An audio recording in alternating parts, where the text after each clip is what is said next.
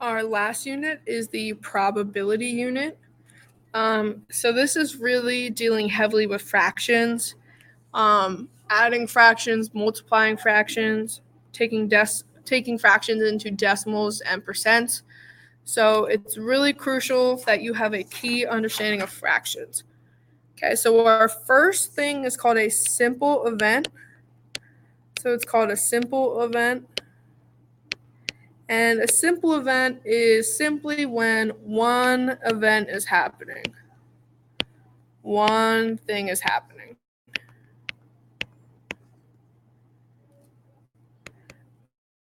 Means is something like flipping one coin.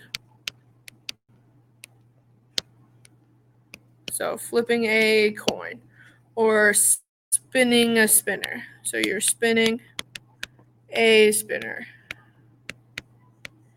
and you're spinning it only once. Or choosing a card.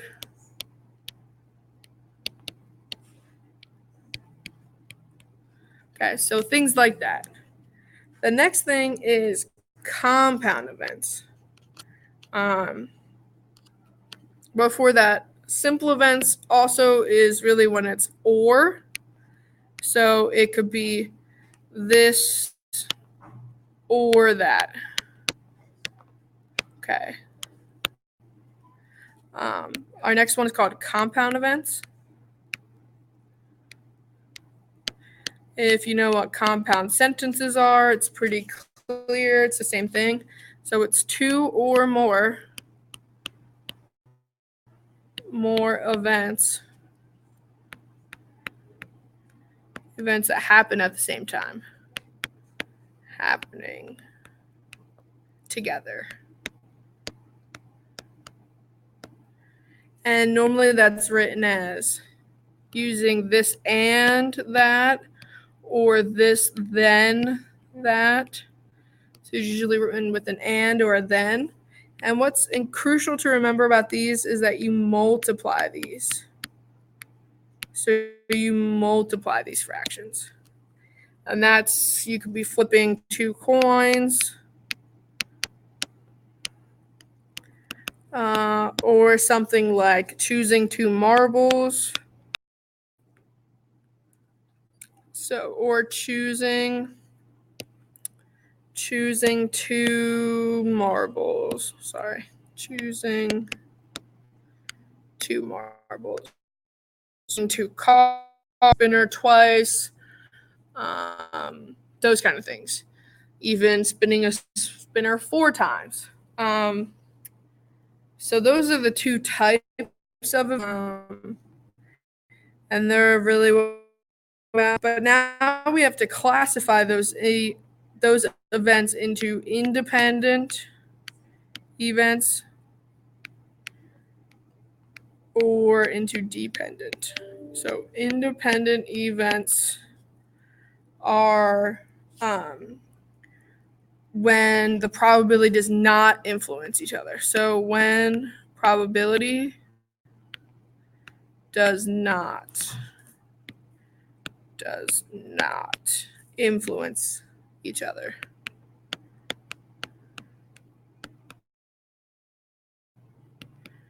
And an example of that is like flipping two coins. So when you flip two coins, the first flip is heads or tails, right? Heads or tails. But that outcome doesn't affect the second one. So it does not affect or influence the second one. So we could still get or tails. Now a dependent event, that's when it does happen. So dependent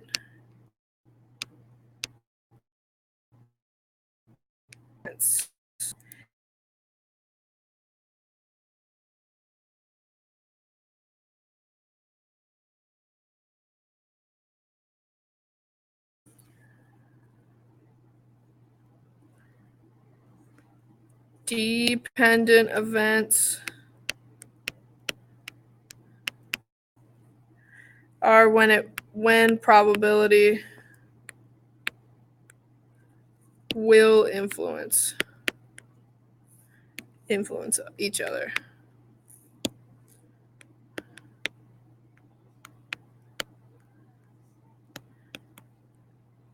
And most of the time the problem will tell you that.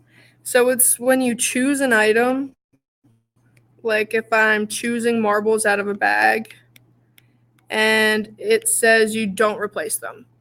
So it says choose marbles or choose items without replacement. That's when it will influence them. And what that means is, for example, like with a deck of cards, if we are replacing it every time we pick a card and we put it back, so the deck stays at 52 cards. But if we're taking a card and not replacing it, the deck goes down to 51 cards. So that's why it's a dependent event, because one event is affecting the other. Okay, so when you have the probability of dependent events and independent events, that's when we say the probability of A and B, we multiply them. So we're multiplying the probability of the first thing times the probability of the second thing. And how you write the probability of is P with parentheses around it. So mutually exclusive is really your things that don't affect each other. And that's the probability A or B. So that's the probability of A, probability of. Okay, so that was a lot thrown at you. So I just want you to kind of look that over and see kind of if it makes sense. If it does, let's go look at example 1 then. Okay, so looking at example 1, the spinner below is divided into 10 on the spinner 4 times. So we're spinning it 4 times. What's the probability that the arrow lands on an even number all 4 times? So the first thing we need to do is find the probability it lands on an even number just even 1 time. So even numbers I'm going to highlight. Okay, so highlight all my even numbers. And how many times did we see an even number? That's 4 out of 10 times. So the probability on the first spin is 4 out of 10. What about on the second spin? Does anything change? No, it's still 4 out of 10. What about on the third spin? Anything change? No, it's still 4 out of 10.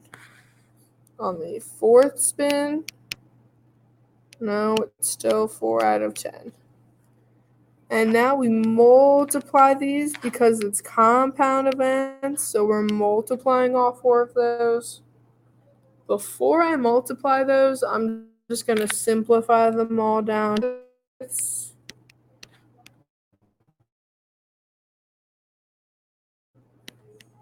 Think about it.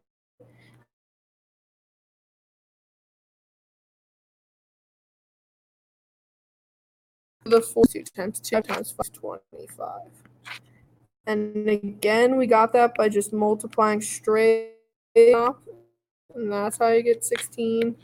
Multiplying straight across on the bottom. And that's how you get 625. We write as a percent.